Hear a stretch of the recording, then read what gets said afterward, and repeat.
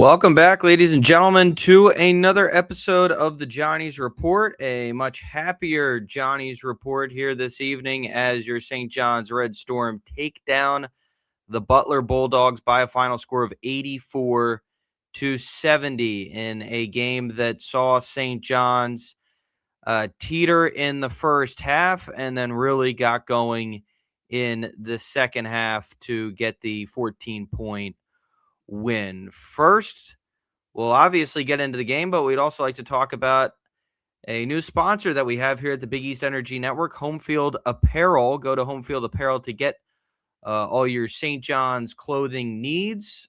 We will, of course, have some more stuff, some more information coming out soon about the new sponsor here for the Big East Energy Network. Now, this game for St. John's, I got to tell you, felt like for the first time all year, a game that St. John's finally, against a formidable opponent, so I'm not talking about William & Mary's or Bucknell's or any of that stuff. I'm talking about a formidable opponent in the Butler Bulldogs. St. John's was pedal to the metal in the second half on the defensive end. That was a really nice thing to see. They did surprise me tonight, because I thought St. John's was going to do let's face it, what we've seen St. John's do time and time again throughout, this season, where they get out to a decent start and then they just kind of wither as the game goes on. Something happens on the offensive end. They're struggling and it affects their defense. That didn't happen tonight. Tonight, they were a much better team. They were a much more fundamentally sound defensive team. Michael Ajayi on Butler got into foul trouble early. They did a good job at, getting Butler into foul trouble early, and then St. John's was able to capitalize on those mistakes from the Bulldogs. Now, Zuby Ejiofor also found himself into foul trouble. He was the highest scoring player for St. John's with 18 points. Second to him was Bryce Hopkins with 17. It was great to see Bryce Hopkins look like a much better version of Bryce Hopkins. I think for the first time in a while, it's safe to say he looked like the version of Bryce Hopkins that we were expecting St. John's to get. And I think it's really something that, as this season kind of continues to move forward, and as we continue to get further and further into the season, how will he play from a game-to-game basis is going to be something that, of course, everyone will be monitoring, and it will be something that a lot of people will be, of course, talking about. Now, for this St. John's team defensively, I want to bring up something here in this second half.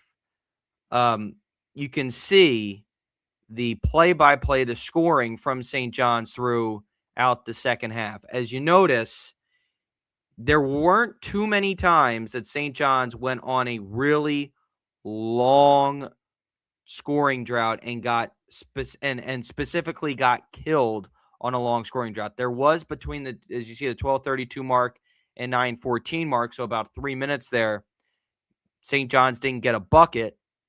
But you look at the Butler Bulldogs, they only wound up cutting it to a 5-point game. They only got 3 points, a trip to the line, and a layup. So they only made a 4-0 run. Again, it's an example of St. John's defense not withering away, and St. John's tonight being a more mentally strong team. And as you can see here, there were even some other examples of that. You went up by 17 with 5:37 to go in the second half, and it's not like Butler cut it to within single digits. And one thing that I really noted as well was when they went up 13 rather, when Zuby made the 2 free throws at the line, it was kind of a similar number that we saw St. John's get to against Providence, and then they allowed Providence to come right back into the game. That didn't happen. So they did a much better job being able to close out. So I really highlighted that. I wanted to point that out. A much better job by the Johnnies here this evening. Late, I thought Isaiah Sellers also had a couple big moments. He finished with 10 points, 5 rebounds, 4 assists, had a couple tough buckets there towards the end. The three-point shooting tonight, though, I mean, both teams made seven threes, and St. John's attempted 19, Butler 17. So that wasn't a huge discrepancy either, but the one three-pointer that I think everyone obviously highlighted as being like that, moment in the game where you could say, man, that was a turnaround, a huge key to the game, was Ruben Prey's buzzer beater to end the first half. After Bizjack got Butler to up 3 with 25 seconds left, St. John's used their use it or lose it timeout, and they set up a play for, I think it's safe to say, an unlikely three-point shooter, Ruben Prey, in the corner, and he knocks down the three-pointer, and St. John's ties it up at 42, and I felt like, okay, that kind of gave them some real momentum. Now, I know it's at the end of the first half. There's also you got 20 more minutes to go before the game's decided, but the reason why I thought that was so big is because, hey, at least it got St. John's to feeling good heading into the half. They went into the half with some upward momentum. They've had that happen throughout the season at times, but tonight they were pedal to the metal. They were so much better defensively. They were just a so much more fundamental team tonight, and I thought that was something we haven't seen all year. Butler came into tonight in the net. They were 46th. I think for Butler, they had a real nice start to their season, but it doesn't feel like, they're going to necessarily be too much of a factor, dare I say. I can't imagine they're going to really do anything crazy. You never know. Stranger things have happened. Maybe they go on a run, but this could be a down-to-earth moment for the Butler Bulldogs. However, for St. John's right now, you need to be a fan of Butler. You got to hope Butler's going to be able to put things together,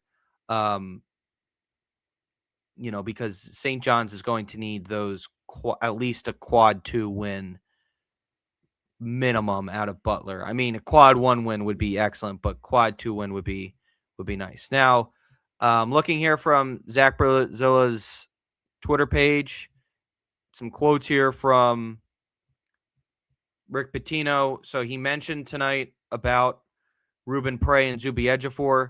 He said it could be something we see more of, Zuby and Ruben Prey playing more together.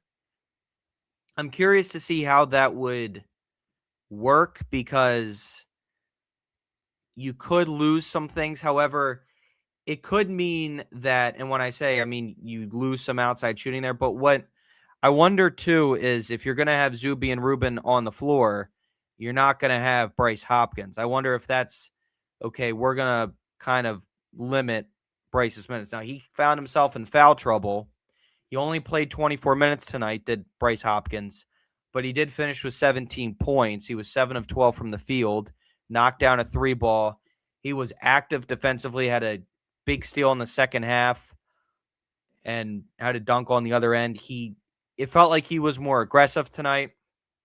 And I know he's been a guy that people have been really hard on in the I don't want to call it young season, but the first half of the season, because he just hasn't been what we were advertised as getting. And I think that's safe to say.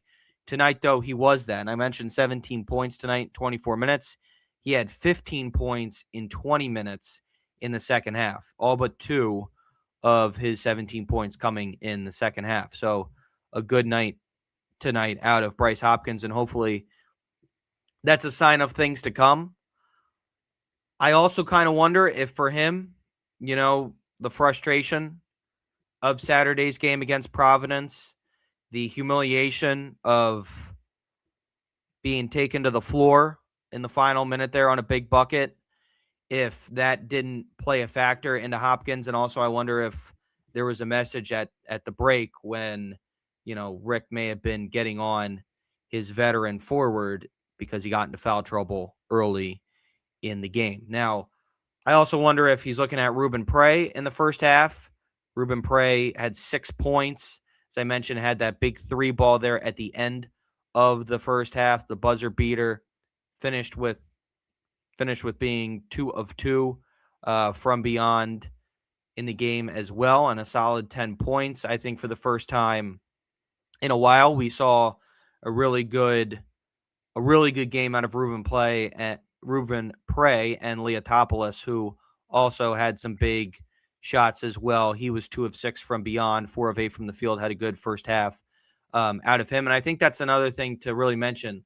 The role guys were there tonight. You didn't need Zuby to go off. Sure, he was your leading scorer, but you got to see other guys come through. You got to see, guys like Leotopoulos, Ruben Prey. It kind of paved the way for them. And I thought that was great as well. And as I mentioned, Isaiah Sellers having a nice, tough couple buckets there at the end where he was just able to shot create for himself. Some other guys to note, though, and specifically to the backcourt, there was obviously one player who did not get any minutes tonight, and that was Dylan Darling. Now, it's not as if Ian Jackson, who got into foul trouble, stop me if you've heard that one before, and Josan Sannon, who had a big 3, had a good 3, let me rephrase, 3 that I think you really needed earlier in the game, but ultimately didn't really offer too much. And it's not like his defense tonight spelled positive to kind of the negatives in his offensive game. But no Dylan Darling. And Rick Pitino's reason for that, he went with more shooting.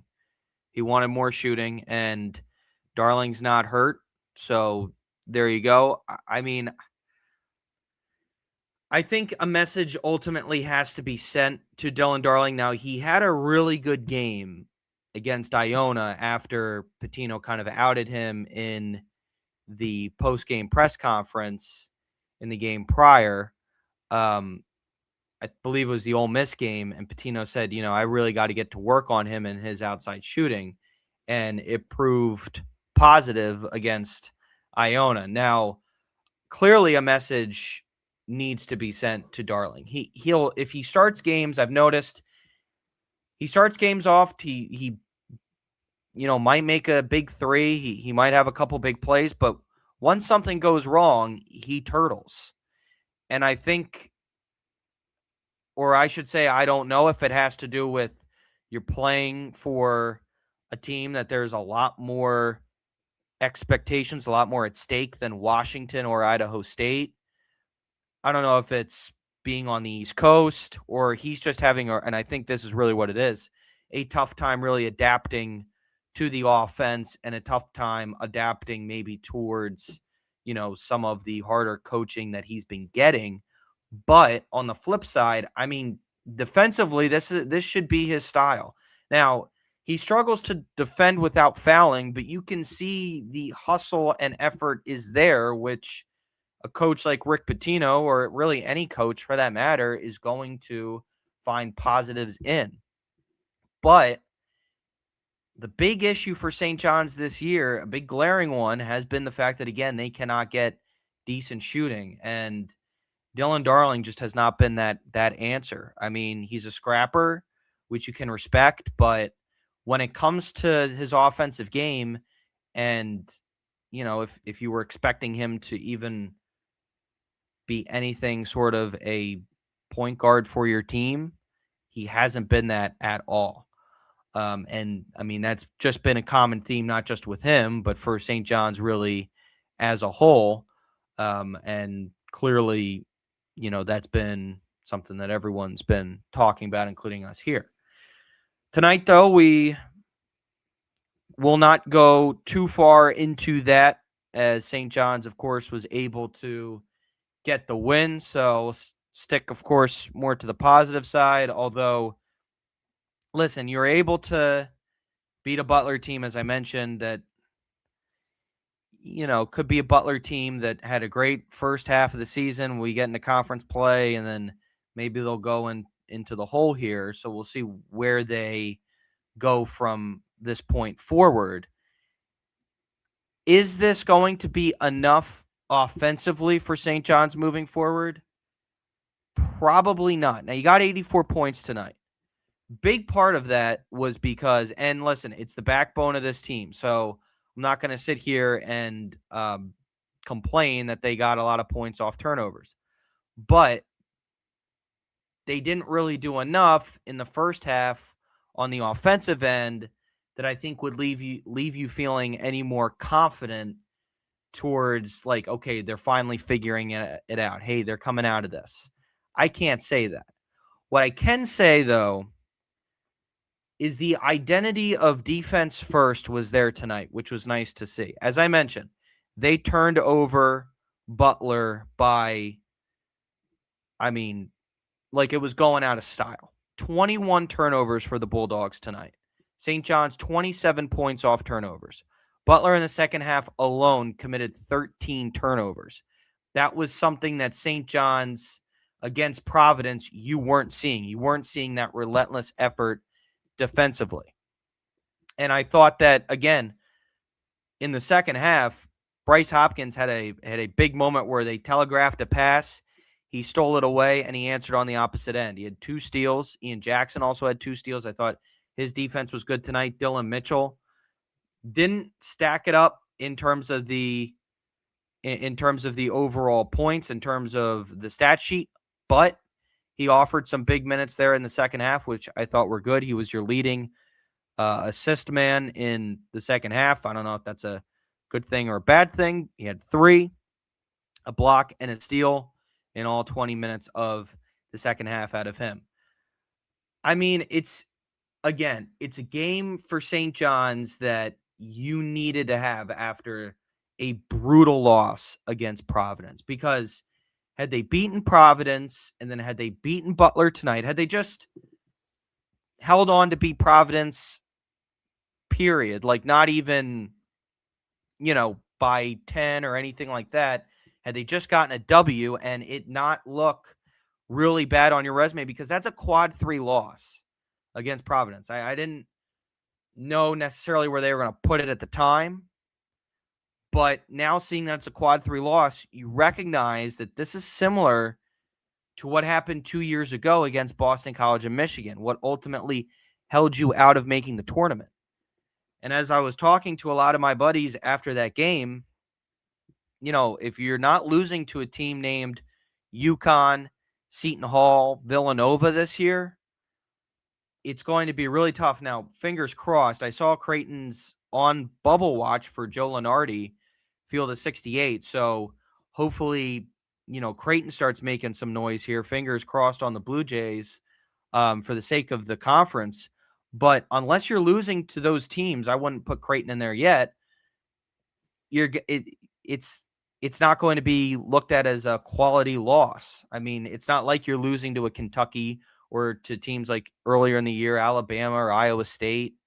So St. John's, again, had you beaten Providence, then beat Butler, we're not sitting here. I don't want to say I'm still saying the sky is falling, or I wasn't necessarily saying the sky was falling Saturday, although I could see why people took it that way, which I don't blame you.